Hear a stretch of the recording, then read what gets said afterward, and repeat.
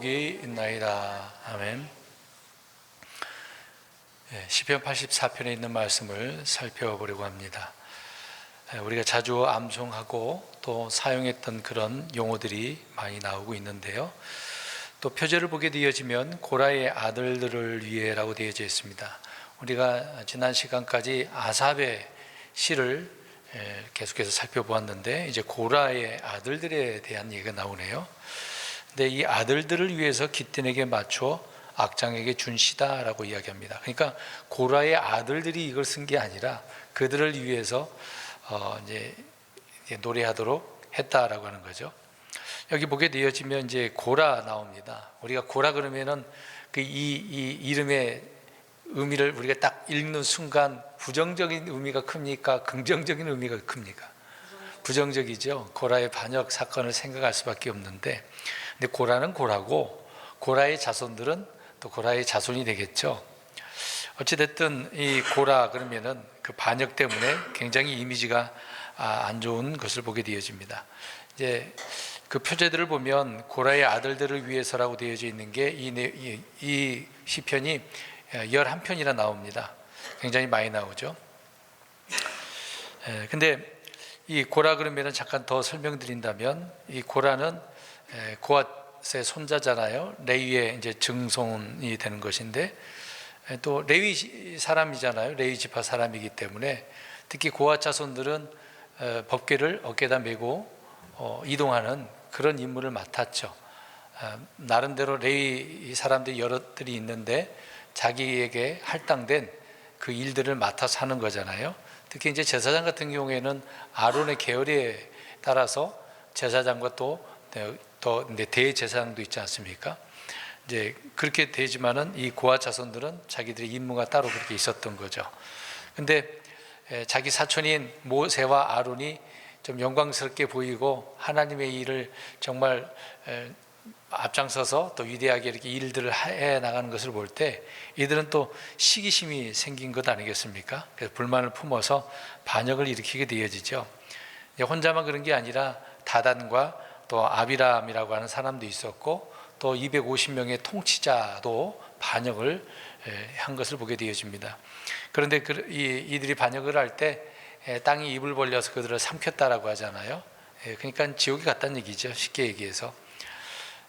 이들이 또 불에 소멸되어진 그 내용도 보죠. 25명의 통치자들은 불로 하나님께서 또 태우신 것도 있습니다. 근데 또 이 사람들만 죽은 게 아니고 이들 때문에 그 재앙으로 죽은 사람이 14,700명이라고 나옵니다.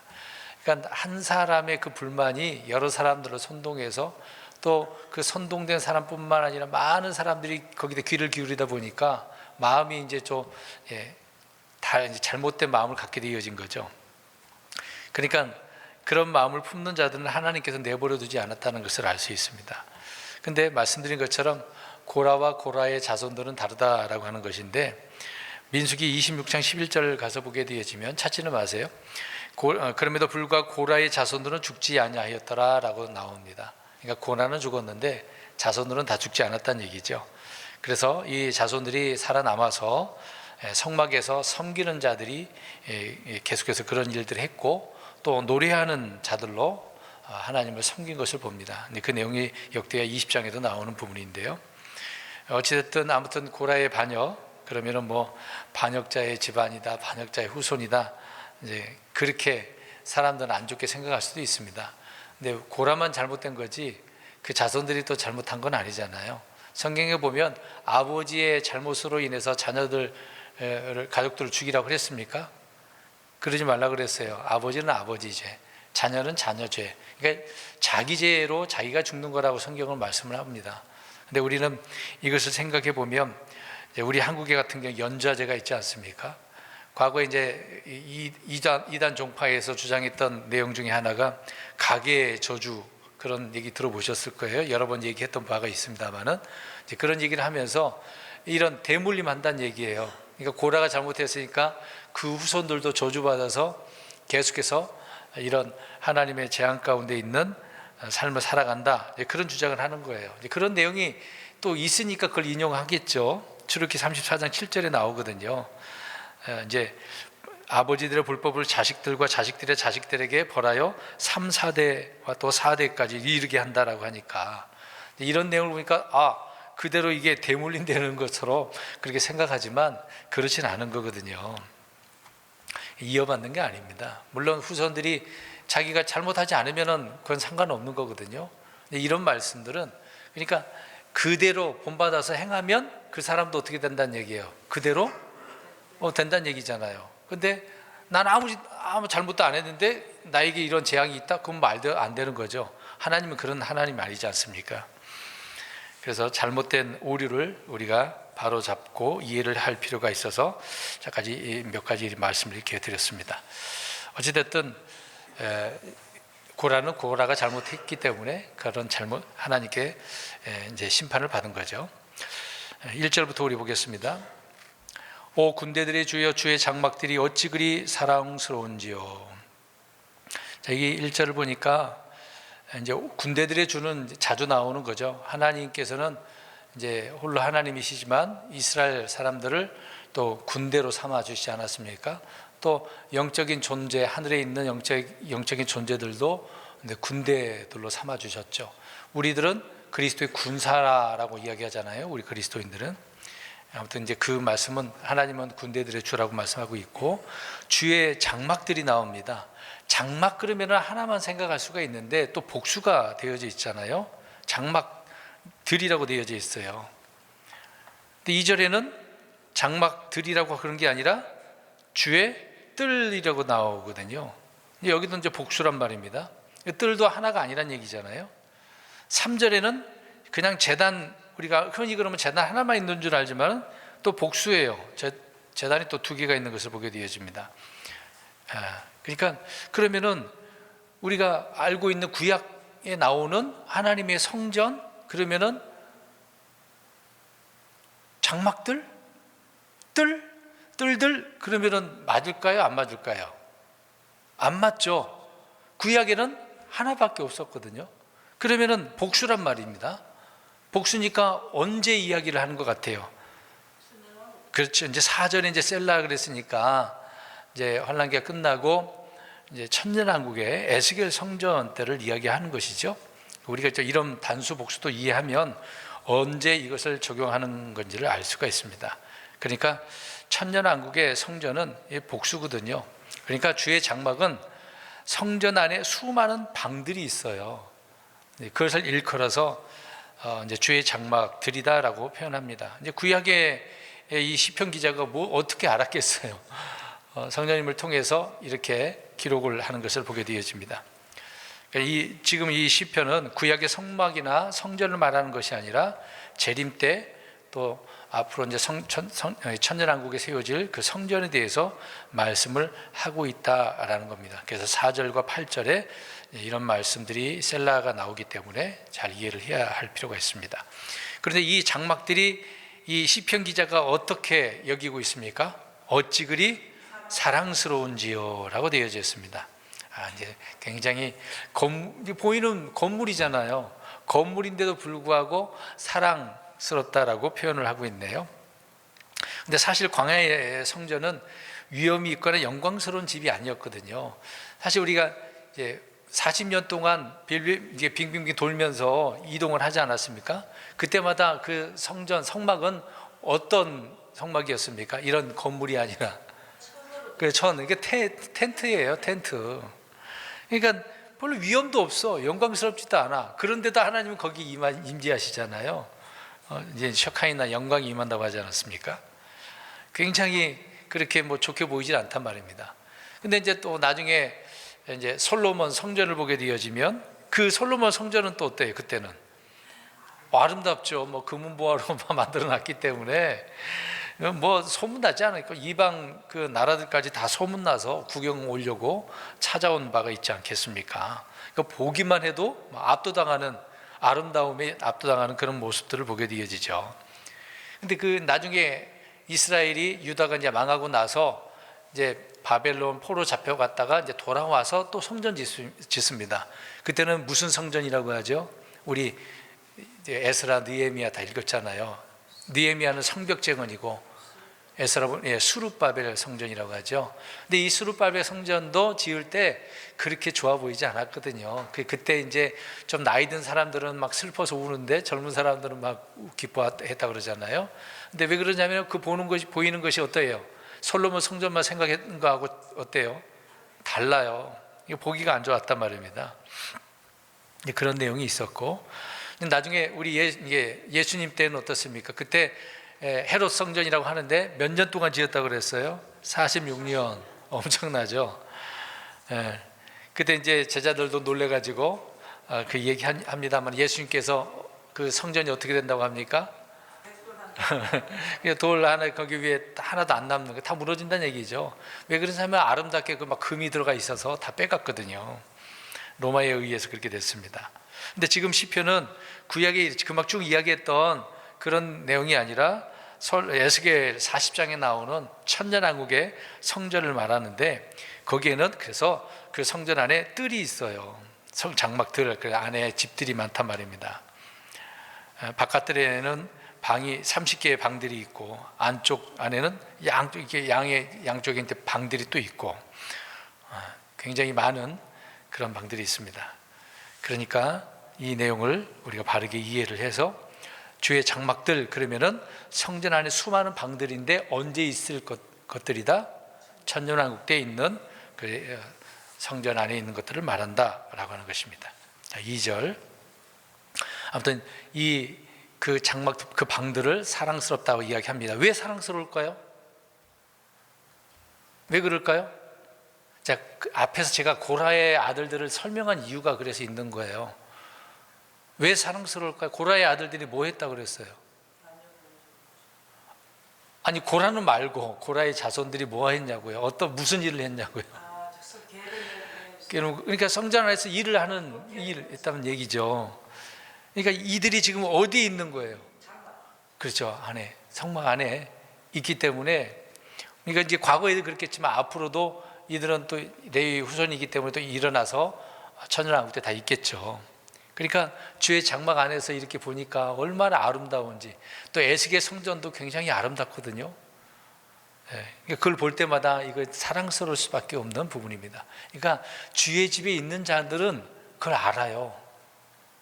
이 주의 집이 얼마나 아름다운지, 행복한지, 앉아 있기만 해도 막 감동이 되고, 우리가 달리 좀 해석해 보면, 우리 예배당이 있잖아요. 사실상 이 예배당은 아무것도 아니거든요. 건물이거든요. 근데 우리가 어떤 다른 환경에 집에 있는 것보다도 교회에 이제 예배당에 있으면 때로는 마음이 평안하기도 하고, 감동되기도 하고, 찬송이 절로 나오기도 하고, 기도가 막 술술술 나오기도 하고, 그렇죠. 그럴 때마다 내 마음이 막 사랑스러운 그런 마음이 생기는 거 아닙니까? 그러니까 고라의 아들들이 이제 그런 마음들이 있었기 때문에 시편 기자는 지금 이야기를 하고 있는 거죠. 2절. 내 혼이 주의 뜰들을 사모하여 참으로 기진하오며 내 마음과 육체가 살아계시는 하나님을 구하며 부르짖나이다. 이제 주의 장막들이 이제 사랑스럽고 주의 뜰들이라고 되어 있습니다. 이걸 사모하고, 얼마나 사모했던지 기진하다고 표현하네요. 어떤 이제 시적인 표현인 것인데, 너무도 이 뜰들이 좋아서 막 걸어다니고 그랬나 보죠. 이쪽도 보고 저쪽도 보고 다니기도 하니까 뭐 기진했는지 어쨌는지 그렇게 표현을 하고 있습니다. 근데 주의 뜰들 그러면 이게 복수니까 두 개거든요. 안쪽들이 있고 바깥쪽들이 있어요. 바깥들이 있는데, 일단 바깥들을 이야기한다면 이 바깥들은 이방인들도 올 수가 있습니다. 그러니까 이방인의 뜰이라고 되어져 있거든요. 앞으로 이제 계시록에 그런 내용이 나오는데 11장 2절에 성전 밖에 있는 뜰을 내버려 두고 측량하지 말라. 그것이 이방인들에게 주어졌으므로라고 되어져 있습니다. 이제 앞으로 이제 그렇게 되겠죠. 뭐 적그리스도 성전에도 그렇겠지만, 이제 뭐 에스겔 성전도 그랬겠고, 바깥들은 아무나 갈 수가 있어요. 타국인도 이곳에 들어갈 수 있습니다. 근데 단지 이제 특히 여성 가운데 월경에 있는 여성들은 이제 바깥들도 못 가요. 이곳에는 아주 중요한 장소입니다. 이 바깥들에서 무엇을 했냐면 율법을 강론하기도 해요. 어떤 뭐 토론을 하는 곳이기도 하고, 그리고 또 뭐 이방인들이 개종하는 그런 장소이기도 합니다. 이 뜰에서요. 이 바깥들은 이제 그런 용도로 주로 사용을 한 거예요. 이제 그래도 이 바깥을 다녀도 어떻습니까? 지금 이 고라의 자손들은 그렇죠. 사모할 수밖에 없어요. 바깥들이 일할지라도. 그러면 안쪽들은 어떻겠습니까? 안쪽들은 아무나 들어갈 수 있나요? 못 들어가요.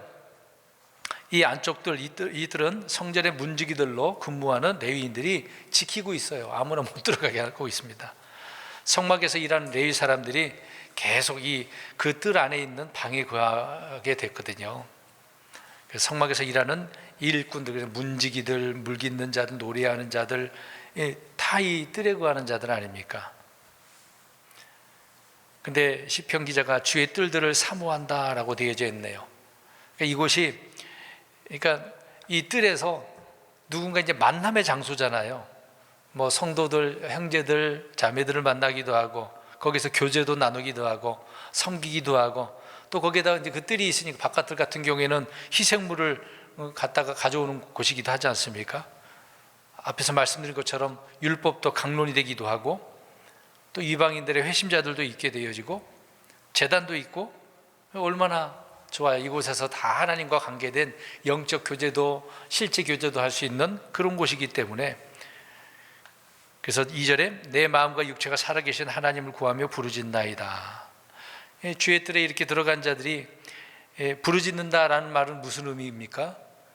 기도하는 거잖아요. 이 뜰에서 가가지고 마음과 육체가 부르짖어 기도했다라고 하는 것을 알 수 있습니다.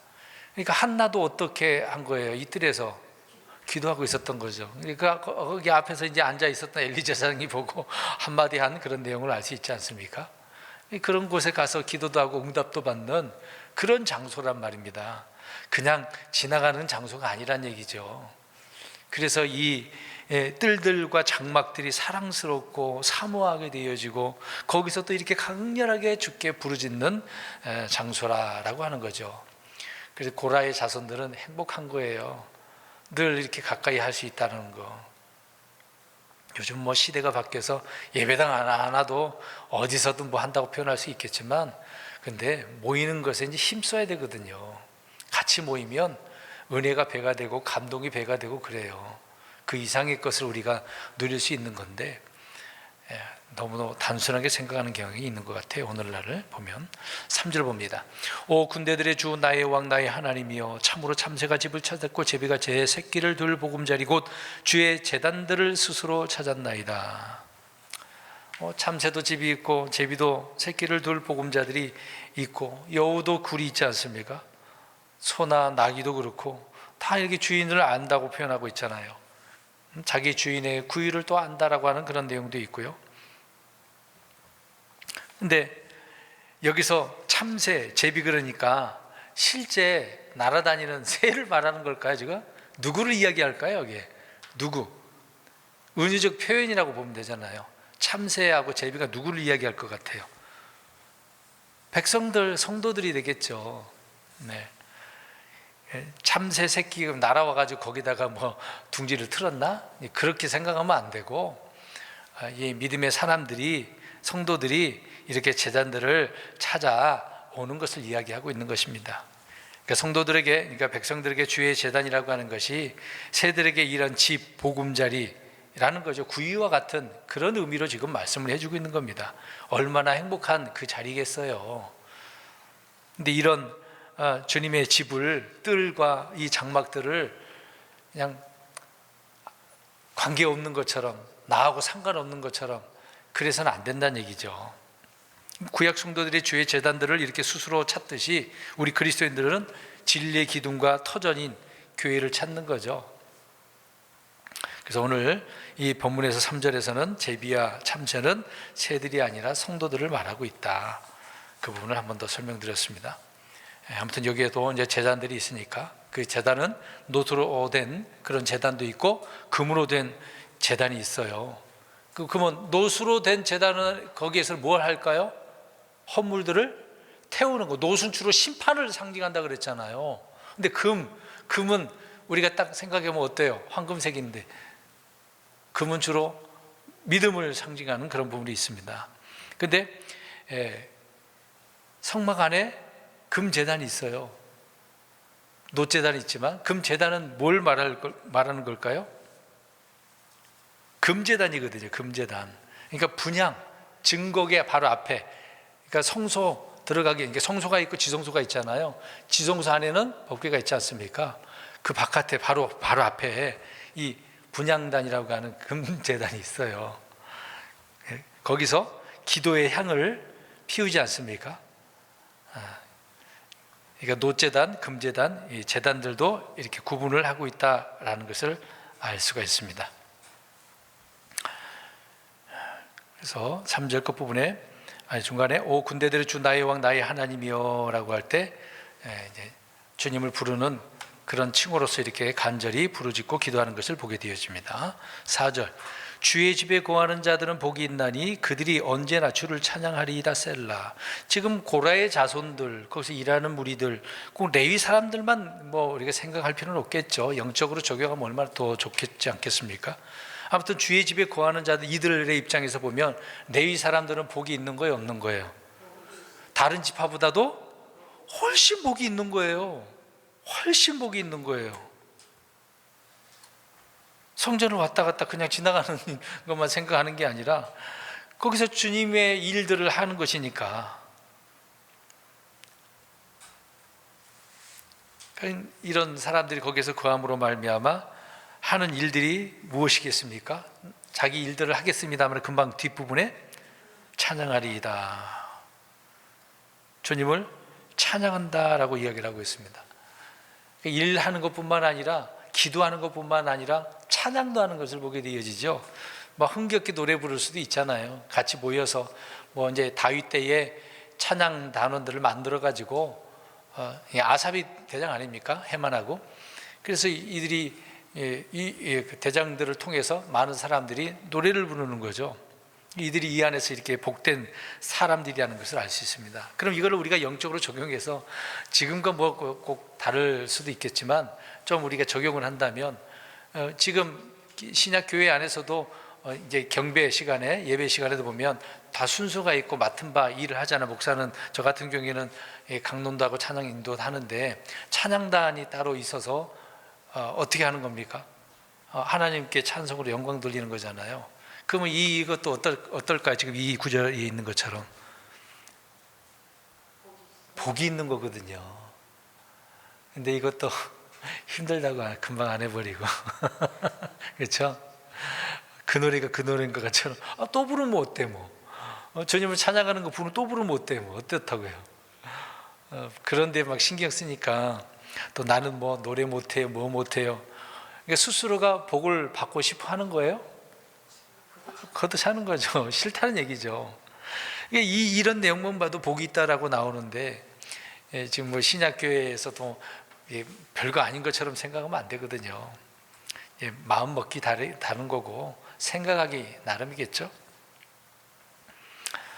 아무튼 이곳에서 제사장들은 일꾼들은 다 옷도 갈아입고 뭐 씻기도 하고 자기 반차에 따라서 그러지 사가랴도 그러지 않았습니까? 순서가 돌아올 때까지 거기서도 일을 하는 것을 보게 되어지죠.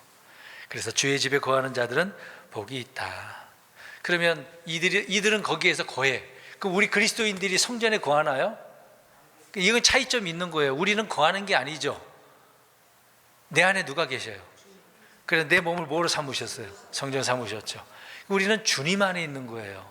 거하는 게 아니라 성전에 거하는 게 아니라 우리는 주님 안에 있는 자. 이게 달라요. 사실 그러니까 우리가 더 복이 있는 거죠, 사실상.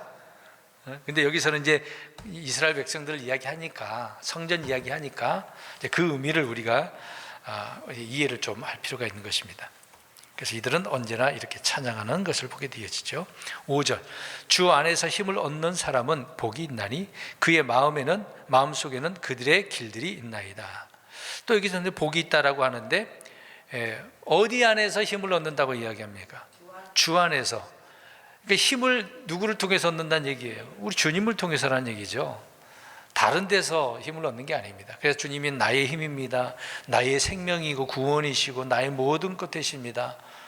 또 우리는 그리스도 안에 있는 사람들은 뭐 어떤 상황에도 상관없는 거죠. 주님의 사랑에서 빼앗을 수도 없고 끊을 수도 없고 그런 관계 아닙니까? 그의 마음속에는 그들의 길들이 있나이다 라고 이야기합니다. 그러니까 주님 안에 있는 힘과 생명과 구원과 의가 내게 복이 되려고 한다면 마음속에 그들의 길들이 있어야 된다고 이야기하죠. 그들의 길들이라고 하는 것은 주님의 집에 거하는 자들로 주로부터 힘을 얻는 그들을 이야기하고 있는 겁니다. 저와 여러분들이 주님을 통해서 힘을 얻으면 이렇게 마음속에 막 기쁘고 즐겁고 복이 넘치고 그러는 거거든요. 육신적인 것이든 영적인 것이든 이런 상황이 되어지는 것이죠. 그래서 주님 안에서 힘을 얻어야 된다라는 것이 5절의 내용입니다. 6절, 그들이 박하골짜기를 지날 때에 그것을 샘으로 만들며 비도 그 연못들을 채우나이다. 희한하게 지금 시편 기자는 박하골짜기를 언급을 합니다. 박하골짜기. 이 박하, 예전에 한번 말씀드린 내용인데요. 이 박하라고 하는 의미는 울다, 몹시 슬퍼하다, 슬픔을 이야기하는 거예요. 그러니까 이 골짜기는 물이 없어요. 실제적으로 건조하고 물이 부족한 그런 지역이거든요.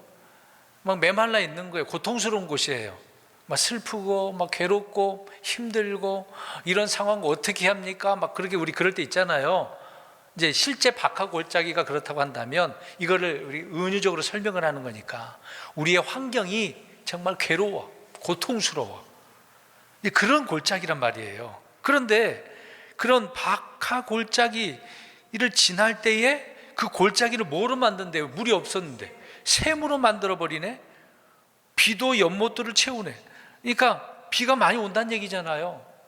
연못에 물이 없었는데 막 채워지는 것을 이야기하고 있는 거 아닙니까? 그래서 이 박하골짜기인 우리 마음 상태가 그렇다고 생각해 보세요. 영적으로 적용한다면. 근데 우리 마음속에 주의 장막들, 주의 제단들, 막 사모하는 온도, 주의 길들이 주의 마음속에 막 있는 사람들이 이런 골짜기를 지나게 되어지면 이런 것들은 걱정할 게 없다는 얘기예요. 물이 있든 없든 뭐 고통이 있든 상관없어요. 왜? 그것을 뭐로 만들어요? 샘으로 만들어 버리니까. 그러면 내가 만드는 겁니까? 주님이 만들어 주시는 거죠. 그러니까 이런 환경을 지배한다는 의미예요. 주께서 이렇게 만들어 주시니까 슬픔도 고통도 괴로움도 다 없어져 버리고 주님을 통해서 기쁨이 넘치게 되어지는 거죠. 그러니까 열악한 환경이 아주 좋은 환경으로 바뀌게 되어지는 겁니다. 어떤 이런 슬픔도 우리를 지배할 수 없다는 그런 얘기죠.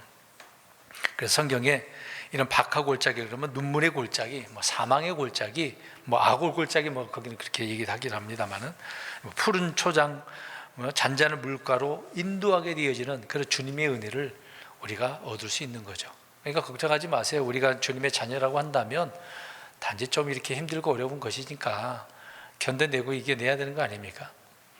주님께서 도와달라고 해서 이겨나가야 되는 것이죠. 아무튼 주께서 하늘에서 비를 내려주시면 다 채워주시는 거다. 비는 하나님 주시는 선물 아닙니까? 그냥 뜨거운 바람하고 찬 바람이 만나가지고 비 내리는 거는 과학적으로 그렇게 하지 말고 그런 것도 다 하나님께서 허락하셔야만이 오게 되어지는 거죠. 7절입니다. 그들이 힘을 얻고 힘을 얻으며 나가서 그들이 각각 시온에서 하나님 앞에 나타나나이다. 어렵지는 않습니다. 7절의 말씀을 보니까 이런 박하골짜기를 통과하는 사람들이 기진하거나 낙담하지 않는데 이렇게 또 물이 없다고 죽는 것도 아니고 다 하나님께서 샘으로 만들어 주시니까 그래서 힘을 얻고 힘을 얻는 거예요. 우리가 다 지치는 상황. 우리 예레미야를 보면 되잖아요. 저 로덴 나무가 죽고 싶은 마음이 있어가지고 가긴 갔는데 하나님께서 어떻게 먹을 것을 보내줬어요? 까마귀를 통해서 다 먹을 것 갖다 주고 물도 먹고 천사가 힘을 내라고 해서 40일을 막 걸어가잖아요. 호렙산을 도착하지 않습니까? 그러니까 낙심할 것도 없어요. 우리는 그런 상황인데 주께서 도와주시면 금방 일어서게 되어지는 거죠. 힘을 얻게 되어지는 겁니다. 그래서 힘을 얻고 힘을 얻는다. 8절 오 주 군대들의 하나님이여 내 기도를 들으소서. 오 야곱의 하나님이여 귀를 기울이소서. 셀라. 앞으로 환난 때 천년왕국 때 그렇게 우리가 생각해 볼 수 있겠지만 이 시편 기자는 지금 어떻게 합니까? 주님 앞에 기도하는 거죠. 부르짖어서 기도합니다. 기도를 위한 기도를 보게 되어지죠. 9절. 보소서 우리의 방패이신 하나님이여 주께서 기름 부으신 자의 얼굴을 보시옵소서. 방패는 공격을 막는 역할을 하는 거잖아요. 과거에 칼, 창, 한 손으로 그렇게 잡지만 또 한 손으로는 방패 잡을 수도 있는 거 아닙니까? 이 방패가 주님이 방패라고 한다면 걱정할 것이 없겠죠. 무엇이든 다 막을 수 있는 것이니까, 두려울 것이 없는 것이니까. 또 주님은 돕는 방패라고 또 말씀하고 있잖아요. 막아주는 것뿐만 아니라 도와주시는 방패라고 표현을 하고 있습니다. 다윗이요, 사울 왕을 애도하면서 이제 이 사울 왕이 이스라엘의 강력한 방패였다라고 이야기를 합니다. 근데 사실상 사울은 잘못한 게 많잖아요. 근데 잘못한 부분도 있지만 이스라엘을 위해서 블레셋 사람과 싸운 전사였어요. 이런 면에서는 좋은 면이 있었거든요. 그래서 다윗은 그것을 보고 강력한 방패다라고 할 그런 표현도 한 것을 보게 되어집니다. 또 다윗도 전쟁터를 누리면서 자기가 방패를 그렇게 표현하는 건 아니지만은 하나님이 나의 방패고 방벽이다, 그런 얘기를 하지 않습니까? 구원의 방패이시기 때문에 그런 분을 여기서 말씀을 하고 있습니다. 근데 뒷부분에 보니까 주께서 기름 부으신 자의 얼굴을 보시옵소서라고 이야기하고 있네요. 근데 그 당시에 다윗이라고 한다면 예언적으로는 누구를 이야기할 것 같아요? 어렵게 생각할 필요 없습니다. 그렇죠, 예수님이죠. 10절입니다. 주의 뜰 안에서의 한날이 첫날보다 더 나으니이다. 내가 사악함의 장막들에 거하는 것보다 차라리 내 하나님의 집 문지기가 되겠사오니. 우리가 많이 아는 내용이죠. 복음성가에도 그런 노래도 있는데, 유대인들은 주의 뜰 안까지 들어갈 수 있었습니다. 이방인들은 주의 뜰 바깥뜰에만 머물 수 있었겠죠. 근데 주의 뜰에서의 한날이라고 표현합니다. 그러니까 한날하고 첫날이 나오네요. 근데 지금 주의 뜰, 다시 한번 보세요. 주의 뜰 안에서의 한날이, 그러면 첫날은 어디에 있는 걸까요? 첫날은 주의 뜰이 아니죠. 그렇죠? 아니, 이 첫날, 그러니까 이 주의 뜰 말고 다른 곳을 이야기하는 거잖아요. 그러니까 우리가 주님의 뜰 안에서 한 날만 있어도 첫날, 천년을 살든 만년을 살든 그거하고 비교가 안 된다는 얘기죠. 사실상 보면은 우리가 첫날보다도, 그러니까 한 날보다도 첫날이 더 좋게 생각을 하잖아요. 숫자가 더 많으니까. 그렇지 않습니까? 근데 한 날, 하루만 산다고 한다면 주의 뜰 안에서 있다라고 하는 표현을 보면은 어떻게 어디에 있는 게 나을 것 같아요, 우리 성도님들은? 그냥 아주 양심적으로 답해 보세요. 한 날이 낫겠어요? 이 내용 보니까 그렇게 답변을 하잖아요. 불신자들은 그쵸, 천년에서 불로장생한다 하더라도 주님과 상관없으면 의미가 없는 거죠.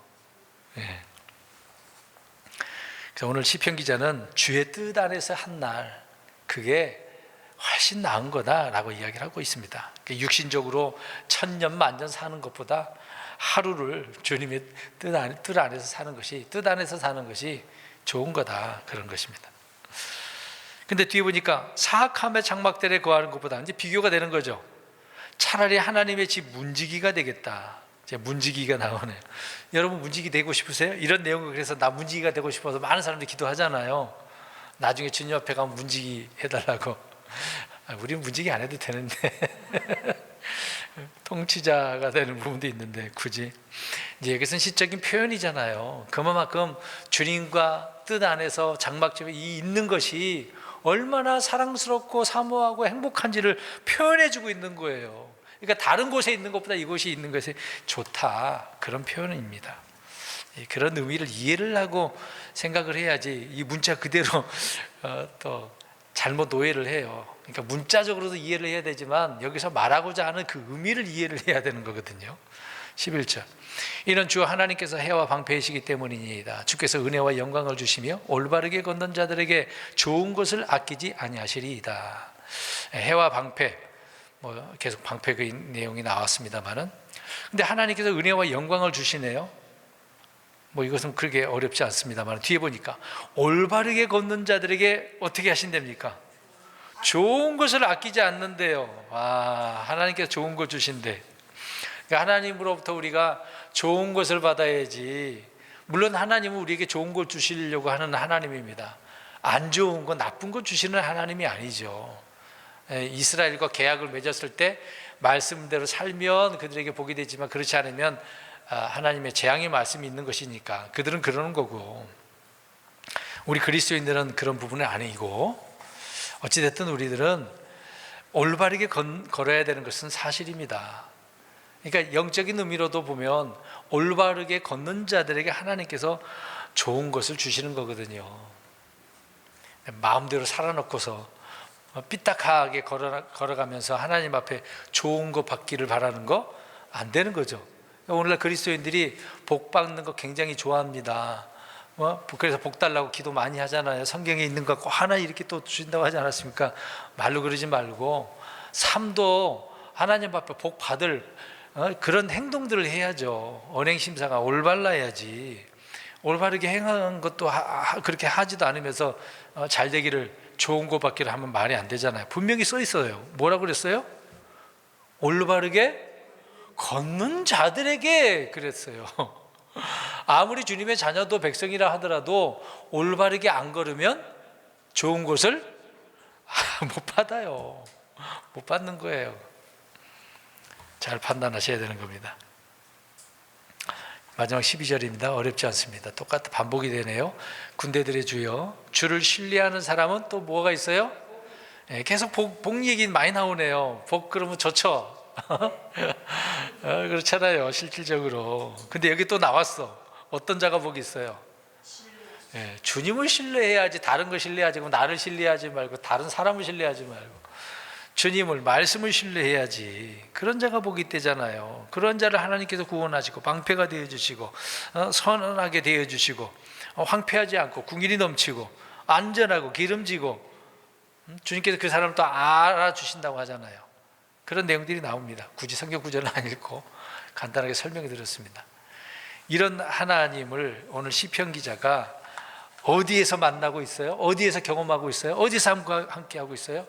주의 장막들, 뜰들, 주님의 안에서 그 한날, 내가 오늘 하루가 섬기지만 이곳에서 주님을 이렇게 만나고 경험하는 거 다른 데서 첫날보다 훨씬 낫다. 이런 삶이 우리는 영적으로 적용해서 내게 주어진 환경 가운데 늘 주님과 이런 교제하면서 정말 주님을 더 사랑스럽고 사모하고 기뻐하고 즐거워할 수